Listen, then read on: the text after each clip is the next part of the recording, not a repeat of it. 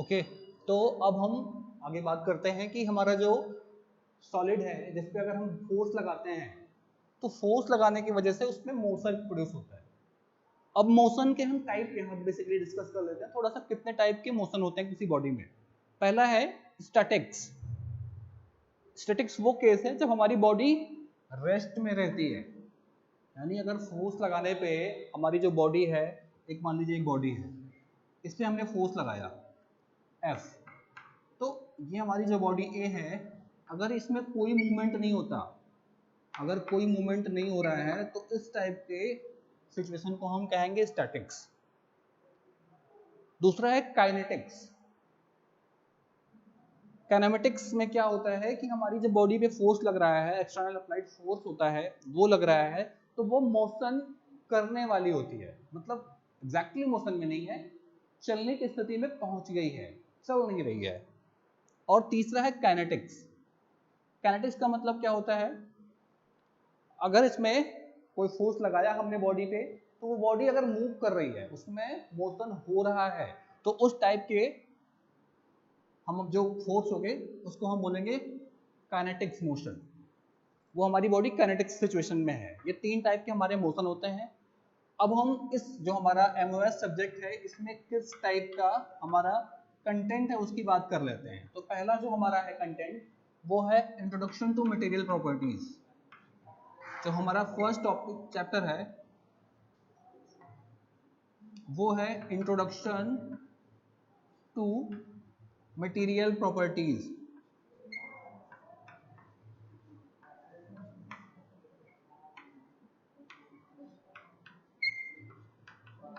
अब मटेरियल या पदार्थों के गुणधर्म, हिंदी में हम कहें पदार्थों के गुणधर्म।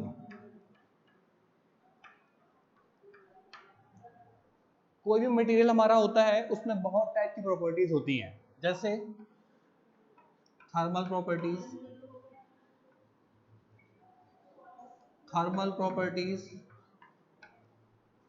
मैकेनिकल प्रॉपर्टीज,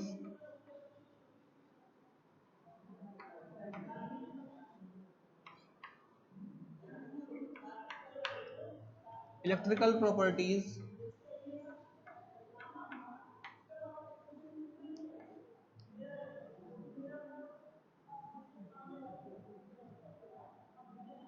ये सारा कुछ होता है। अगर और देखें तो chemical properties, physical properties, optical properties, magnetic properties, ये सारी प्रॉपर्टीज एक किसी मटेरियल के अंदर होती हैं। अब इसमें थर्मल प्रॉपर्टीज क्या है? थर्मल प्रॉपर्टीज बेसिकली वो प्रॉपर्टीज हैं इसमें जो हमारे थर्मल से रिलेटेड होती हैं। यहाँ पे हमारी तीन टाइप के थर्मल प्रॉपर्टीज होती हैं। कोई पदार्थ है या तो वो इंसुलेटर होता है, या कंडक्टर होता है, या सेमीकंडक्टर होता है। तो उस हिसाब से तीनों प्रॉपर्टीज हमारी होती हैं मटेरियल की, यानी मटेरियल के अंदर ऐसा कुछ अरेंजमेंट है उसकी वजह से या तो वो एज ए इंसुलेटर वर्क करेगा, या कंडक्टर वर्क करेगा, या फिर वो सेमीकंडक्टर हो सकता है। तो थर्मल प्रॉपर्टीज हमारा बेसिकली डिपेंड करता है the availability of free electrons. अगर कोई भी फ्री इलेक्ट्रॉन नहीं है तो वो इंसुलेटर हो जाएगा। अगर नॉर्मल स्टेट में कुछ फ्री इलेक्ट्रॉन्स हैं उस मटेरियल के अंदर, तो वहां पे वो हमारा हो जाएगा कंडक्टर। तो उसके बीच का स्थिति है तो वो हमारा सेमीकंडक्टर की तरह हो जाएगा। हमें यहाँ पे डिस्कस करना है मैकेनिकल प्रॉपर्टीज, इस प्रॉपर्टी की हमें बात करनी है। अब अगर मैकेनिकल प्रॉपर्टीज की बात की जाए, मैकेनिकल प्रॉपर्टीज जो हमारा टारगेट है यहाँ पे, थर्मल प्रॉपर्टीज और बाकी प्रॉपर्टीज को हम डिस्कस नहीं करेंगे, थोड़ा ब्रीफ में ही समझेंगे क्या चीजें होती हैं। यहाँ पे हम देख रहे हैं कि मैकेनिकल प्रॉपर्टीज क्या होती है। देखिए, मैकेनिकल प्रॉपर्टी का मतलब ये होता है, अगर किसी ऑब्जेक्ट पे, एक कोई ऑब्जेक्ट ए है, इस पे अगर हम आप बल लगा रहे हैं, बल चाहे वो टेंसाइल हो, चाहे वो कॉम्प्रेसिव हो, चाहे वो शियर हो, कोई सा भी फोर्स हो, under the action of external force or load the behaviour of a material is known as mechanical property. अगर इसको हम हिंदी में समझें तो इसको कहा जाएगा कि किसी वस्तु पर बाह्य बल या लोड लगाने से उसके व्यवहार में जो परिवर्तन आता है उसकी स्थिति करना ही मैकेनिकल प्रॉपर्टी कहलाता है। तो अब हमारा जो यहाँ पे टॉपिक है वो है मैकेनिकल प्रॉपर्टीज। हम इसको लिख देते हैं यहाँ पे, इसकी डेफिनेशन क्या होगी।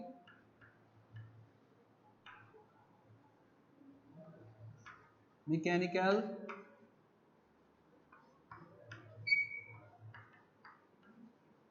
प्रॉपर्टीज। तो अगर इसको हम इसकी परिभाषा लिखें, under the action of external applied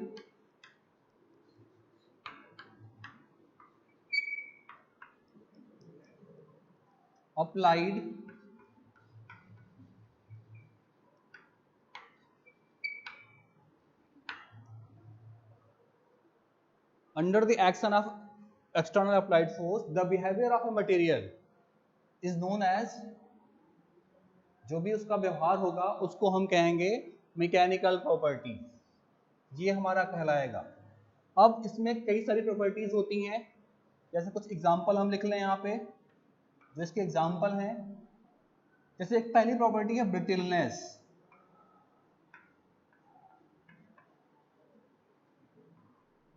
brittleness, इसको हिंदी में बोलते हैं भंगुरता।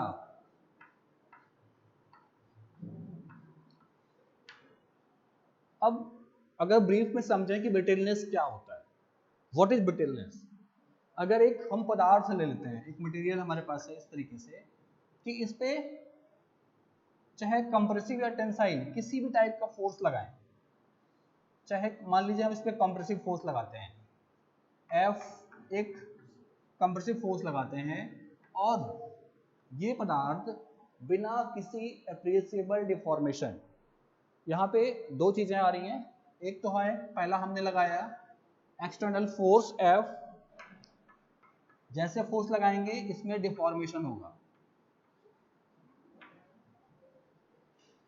तो डिफॉर्मेशन को हमने पहले भी कहा है, इसका मतलब होता है change in shape and size, और ये डायमेंशन में चेंज आता है, किसी पदार्थ के डायमेंशन में चेंज आता है। तो अगर हमने ब्रिटल मटेरियल में फोर्स F अप्लाई किया, इट में बी टेंसाइल और कंप्रेसिव और शियर। टेंसाइल, कंप्रेसिव या शियर तीनों में से किसी टाइप का फोर्स हो सकता है। तो इसमें जो डिफॉर्मेशन आता है इसकी प्रॉपर्टी कुछ ऐसी होती है कि वो डिफॉर्मेशन बहुत कम होता है, मतलब इसमें नेग्लिजिबल डिफॉर्मेशन होता है, और जैसे ही हम फोर्स लगाएंगे इसका रिजल्टेंट हो जाएगा फ्रैक्चर। फ्रैक्चर का मतलब टूटना होता है, टूटना।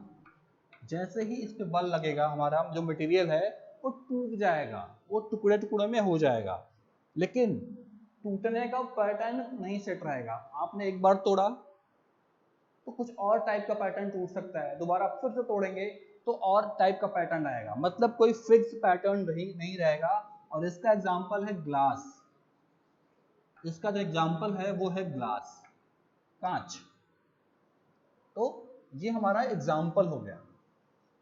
ब्रिटल मटेरियल में अगर हम देखें तो हमारा जो एग्जांपल है वो ग्लास है।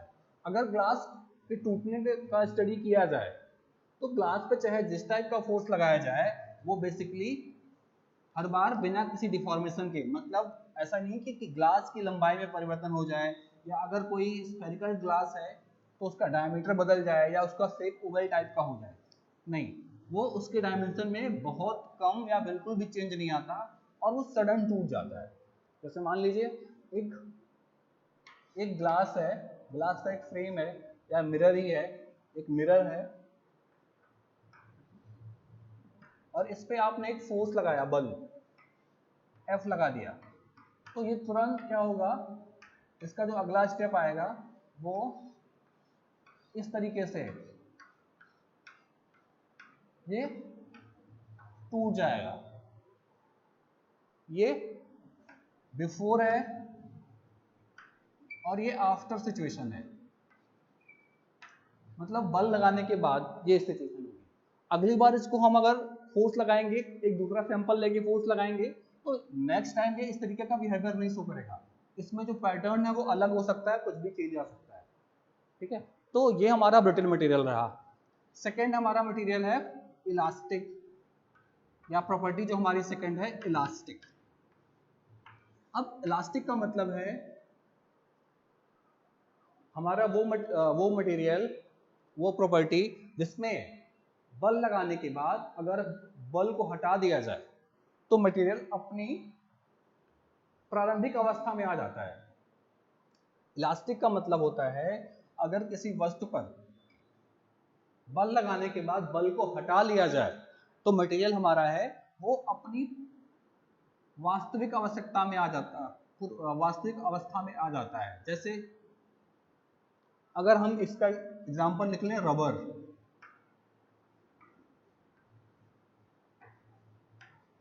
रबर है, रबर पे आपने एक रबर की मान लीजिए एक बॉल है और इस बॉल पे आपने कंप्रेसिव फोर्स लगाया, तो ये डिफॉर्म तो हो जाएगी। ठीक है, रबर की बॉल है, इस पे कंप्रेसिव फोर्स F लगा दिया हमने, ये डिफॉर्म तो हो जाएगा। ठीक है, यानी इसके डायमेंशन में चेंज आ जाएगा। लेकिन जैसे ही आप इस बल को रिमूव करेंगे, जैसे ही आप इस बल को हटाएंगे, क्या होगा कि ये अगेन अपने शेप और साइज को रिगेन कर लेगा। तो इसमें इलास्टिक में प्रॉपर्टी क्या होती है, डिफॉर्मेशन तो होता है। ठीक है, डिफॉर्मेशन होगा, इसमें डिफॉर्मेशन विल हैपन, लेकिन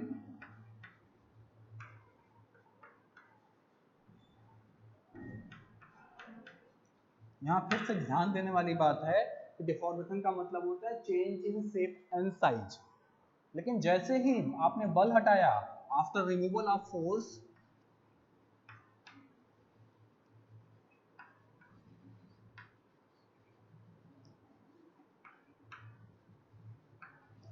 सेकेंड स्टेप क्या हो जाएगा, the body will regain its shape, original shape.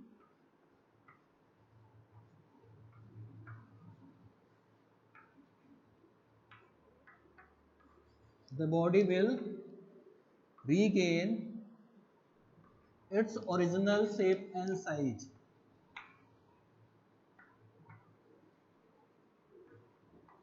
Original shape and size. ठीक है, जैसे मान लीजिए एक हमारी बॉल है, उसको हमने बल लगाया बाहर से, कंप्रेसिव फोर्स है, तो ये डिफॉर्मेशन नेगेटिव में आएगा, यानी लंबाई या जो इसकी डायमेंशन में कमी आएगी। और जैसे ही हमने बल को हटाया, रिमूव किया, वो फिर से अपना शेप और साइज को वो रिगेन कर ले रहा है। तो ये हमारा एक और टाइप की प्रॉपर्टी थी, इलास्टिक टाइप की। इसमें जो मॉलिक्यूल्स हैं वो एब्जॉर्ब कर ले रहे हैं फोर्स को, और जैसे ही फोर्स हट रहा है फिर से अपने शेप और साइज को रिगेन कर ले रहा है। तो इलास्टिक हो गया। अब अगली प्रॉपर्टी हमारी जो है वो है प्लास्टिक। ठीक है, अगली जो हमारी प्रॉपर्टी है वो है प्लास्टिक। प्लास्टिक का मतलब क्या होता है, प्लास्टिक इलास्टिक का जस्ट उल्टा होता है। प्लास्टिक जो हमारी प्रॉपर्टी है वो इलास्टिक जो है उसकी उल्टा होती है, अपोजिट होती है।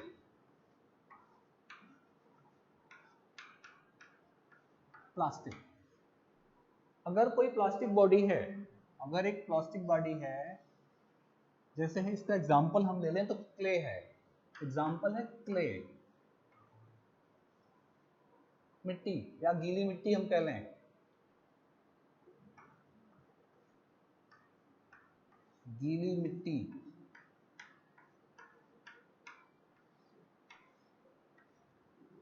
गीली मिट्टी में जैसे ही कोई आप बल लगाएंगे बाहर से, मान लीजिए F लगाया हमने फोर्स, F, तो इसका शेप जो है वो चेंज हो जाएगा,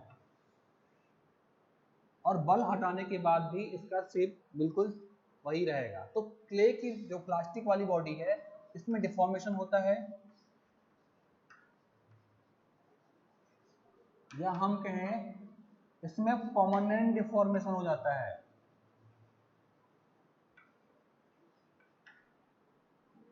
जो भी डिफॉर्मेशन आएगा वो परमानेंट रहेगा, मतलब वो हटेगा नहीं, आफ्टर रिमूवल ऑफ फोर्स भी वो वही बना रहेगा। क्ले का शेप और साइज जो है, जो भी जिस शेप में भी क्ले आ जाएगा वो बदलेगा नहीं, वो बिल्कुल उसी शेप में बना रहेगा। तो हमारा ये कुछ प्रॉपर्टीज थी, ये हमारा जो पहला टॉपिक था जो हमारे चैप्टर का, उसमें हम प्रॉपर्टीज के बारे में डिस्कस करेंगे। लेटर ऑन हम और सारी प्रॉपर्टीज के बारे में डिस्कशन करेंगे, कैसे क्या चीजें हैं, और बेसिकली इस चैप्टर से परिभाषाएं आती हैं केवल। और हमारा तो इस सब्जेक्ट में हमारा पहला हो गया प्रॉपर्टीज ऑफ मटेरियल्स।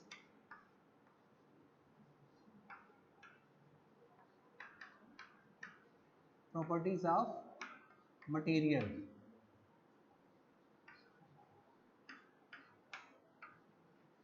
सेकेंड हमारा जो टॉपिक है वो स्ट्रेस एंड स्ट्रेन है, स्ट्रेस एंड स्ट्रेन।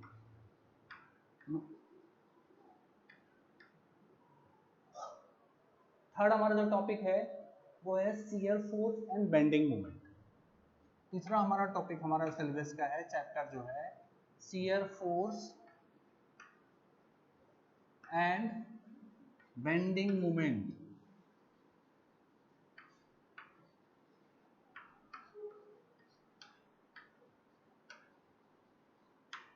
अगला हमारा जो टॉपिक है शियर फोर्स और बेंडिंग मोमेंट के बाद है theory of simple bending.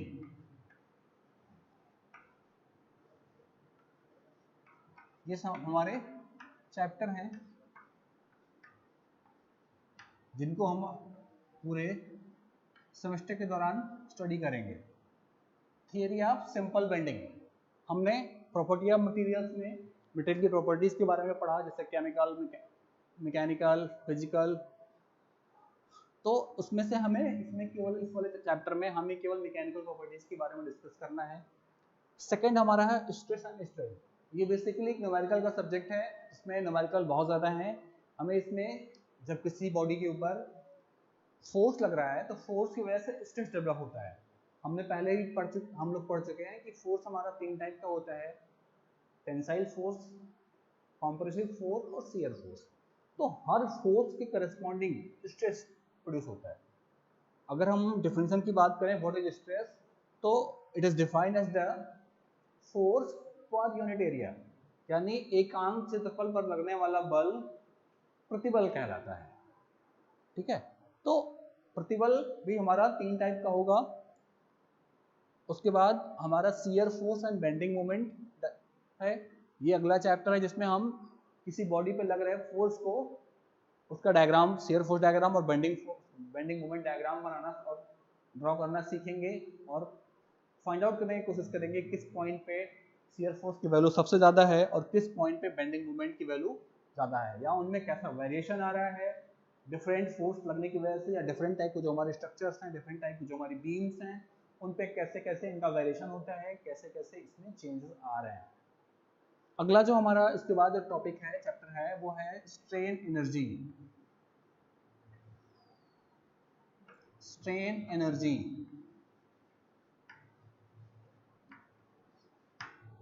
Theory of simple bending में हम लोग बेसिकली ये देखने की कोशिश करेंगे, हमारा जो भी बीम है, स्ट्रक्चर है, अगर उस पर कोई बल लग रहा है, कोई फोर्स लग रहा है, उसमें बेंडिंग की टेंडेंसी कहाँ है, कितनी बेंडिंग हो रही है, कैसे बेंडिंग हो सकती है।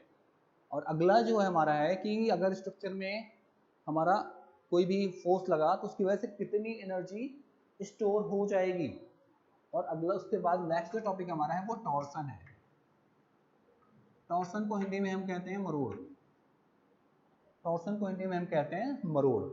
जैसे मान लीजिए, या ट्विस्ट भी कहीं कहीं कहते हैं इसको, कोई एक सिलेंड्रिकल मेंबर है, सिलेंड्रिकल मेंबर या जिसको हम शाफ्ट कहते हैं, तो शाफ्ट क्या करता है कि एक पार्ट से दूसरे पार्ट पे एनर्जी ट्रांसफर करता है,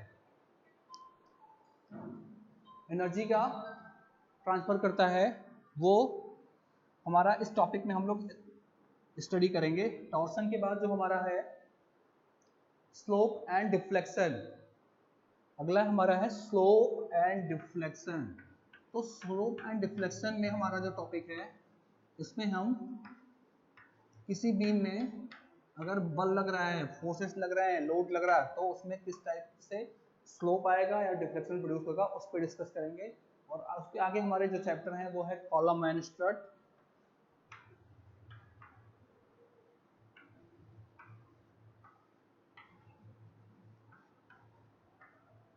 और लास्ट चैप्टर हमारा है थिन सिलेंडर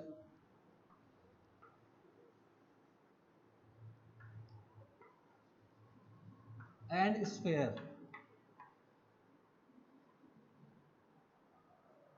तो इन सारे चैप्टर्स में से जो हमारा ये चैप्टर है ये न्यूमेरिकल, टोटली ये भी न्यूमेरिकल है। थियरी ऑफ सिंपल बेंडिंग में आपका डेरिवेशन प्लस न्यूमेरिकल है, ये भी डेरिवेशन प्लस न्यूमेरिकल है, ये भी derivation plus numerical based subject है। स्लोप एंड डिफ्लेक्शन में ये न्यूमेरिकल है और ये भी न्यूमेरिकल सब्जेक्ट है, सॉरी न्यूमेरिकल चैप्टर है, और ये भी इसमें थियरी प्लस न्यूमेरिकल है। केवल एक चैप्टर जो हमारा है ये थियरी है। तो हम देख सकते हैं कि टोटल थियरी की बात की जाए तो थियरी में इसमें जो हमारा मॉस का रेशियो है थियरी और न्यूमेरिकल का, थियरी बाय न्यूमेरिकल अगर हम देखें तो ये 30/70 का रेशियो है। मतलब हमें इस सब्जेक्ट में 70% न्यूमेरिकल पढ़ने हैं और 30% थियरी पढ़नी है। तो थोड़ा सा अपना जो हम लोग यहाँ पे न्यूमेरिकल पे ज़्यादा फोकस करेंगे और चीज़ें कैसी हो रही हैं उस पर डिस्कस करेंगे। आगे वाले हम जो अगले चैप्टर्स आएंगे उसमें पहले हम प्रॉपर्टीज ऑफ मटेरियल की बात करेंगे, फिर हम कॉन्सिक्वेंटली आगे बढ़ेंगे और स्ट्रेस एंड स्ट्रेन की बात करेंगे। स्ट्रेस और स्ट्रेन की बात करने से पहले हम यहाँ पे एक क्विक रिविजन करेंगे। जो हमने फर्स्ट ईयर में मैकेनिक्स पढ़ी है उसमें स्ट्रेस है, जो चीज़ें हैं जो फोर्स का हम रिजॉल्व करना सीखते हैं वो सारी चीज़ें मूवमेंट लेना सीखेंगे। एक क्विक रिविजन यहाँ पे हम करेंगे इसके पहले, फिर उसके बाद हम स्ट्रेस एंड स्ट्रेन को पढ़ेंगे और आगे बढ़ते जाएंगे। आप यहाँ देख सकते हैं कि इसमें न्यूमेरिकल का पोर्शन बहुत ज़्यादा है, तो हमारा जो कैलकुलेटिव पार्ट है वो स्ट्रांग होना चाहिए इस सब्जेक्ट को पढ़ने के लिए, क्योंकि केवल थ्योरी से इसमें काम नहीं चलने वाला। अब अगर हम बात करें इसमें कितने जो भी सारे चैप्टर्स हैं इसमें सबसे जो टफ सब्जेक्ट की बात, टफ चैप्टर की बात करें तो वो हमारा टफ चैप्टर हमारा होने वाला है ये वाले चैप्टर्स और ये चैप्टर्स जो है थोड़े टफ चैप्टर्स हैं, थोड़े से लंबे हैं, तो इनको थोड़ा ध्यान से पढ़ना पड़ेगा हमें। ठीक है, अभी के लिए बस इतना ही।